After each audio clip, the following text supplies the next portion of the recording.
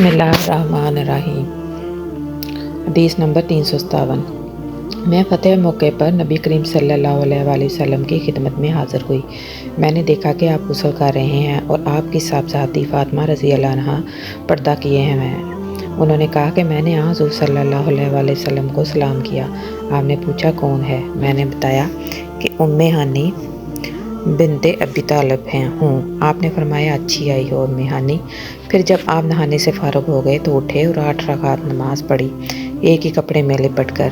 जब आप नमाज पढ़ चुके तो मैंने अर्ज़ किया, या रसूल अल्लाह, मेरी माँ के बेटे हज़रत अली बिन अबी तालिब का दावा है कि वो एक शख्स को ज़रूर कत्ल करेगा, हालांकि मैंने इसे पनाह दे रखी है।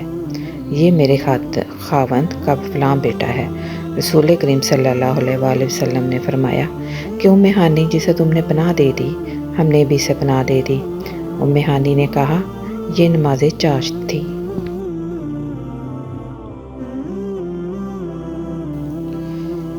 हदीस नंबर 358। एक पूछने वाले ने रसूल पाक से एक कपड़े में नमाज के पढ़ने के मुताल्लिक़ पूछा तो आपने फरमाया, कुछ बुरा नहीं, भला क्या तुम में हर एक शख्स के पास 2 कपड़े हैं? हदीस नंबर 359। रसूल करीम सल्लल्लाहु अलैहि वसल्लम ने फरमाया कि किसी शख्स को भी एक कपड़े में नमाज इस तरह नहीं पढ़नी चाहिए कि इसके कंधों पे कुछ ना हो। हदीस नंबर 360। मैंने अबू हुरैरा रज़ी अल्लाह अन्हु से सुना, वो फरमाते थे, मैं इसकी गवाही देता हूँ कि रसूल अल्लाह सल्लल्लाहु अलैहि वसल्लम को मैंने ये इरशाद फरमाते सुना था कि जो शख्स एक कपड़े में नमाज पढ़े, इसे कपड़े के दोनों किनारों को इसके मुखालिफ सिमत के कंधे पर डाल देना चाहिए। हदीस नंबर 361। मैं नबी करीम सल्लल्लाहु अलैहि वसल्लम के साथ एक सफ़र ग़ज़वा बुआत में गया। एक रात मैं किसी ज़रूरत की वजह से आपके पास आया। मैंने देखा कि आप सल्लल्लाहु अलैहि वसल्लम नमाज में मशगूल हैं।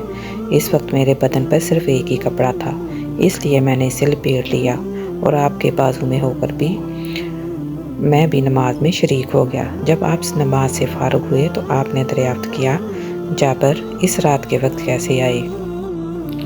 मैंने आप सल्लल्लाहु अलैहि वसल्लम से अपनी ज़रूरत के मुताल्लिक़ कहा। मैं जब फ़ारुग हो गया तो आप सल्लल्लाहु अलैहि वसल्लम ने पूछा कि ये तुमने क्या लपेट रखा था जिसे मैंने देखा?